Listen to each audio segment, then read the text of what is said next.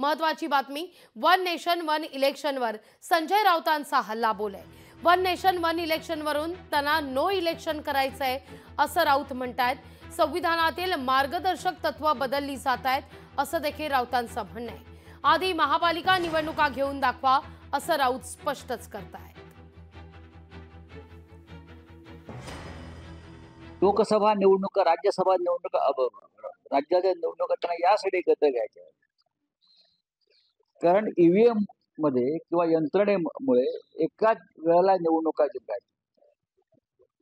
एकदाच EVM fit करून टाकायचे की आधी महानगरपालिकांच्या निवडणुका घेऊन दाखवा एकत्र, राज्यांच्या निवडणुका घेऊन दाखवा एकत्र।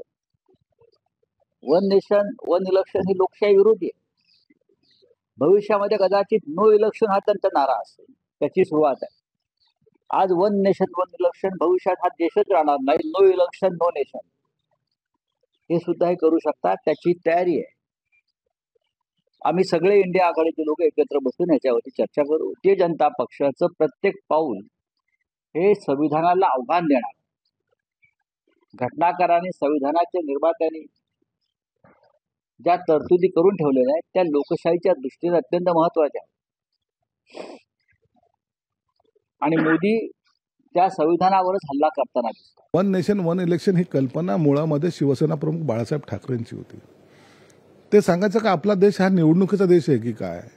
आज ह्या राज्यात निवडणुका, उद्या त्या राज्यात निवडणुका, म्हणजे निवडणुकातच सर्व आपलं जी काही एनर्जी आहे ती वेस्ट होते आणि त्याचा असलेला प्रचंड खर्च आणि मॅनपॉवर, कर्मचाऱ्यांच्या गुंतवणूक ही सगळं एकदा झाली पाहिजे।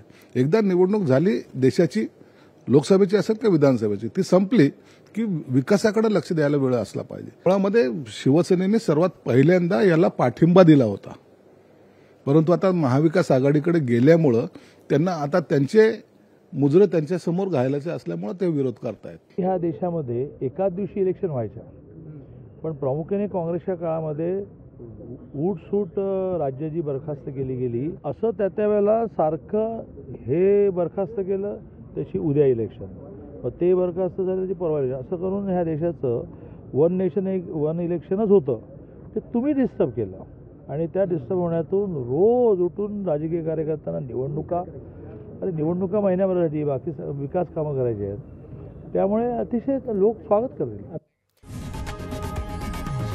लोकशाही मराठी ऐका, पहा, जागरूक रहा।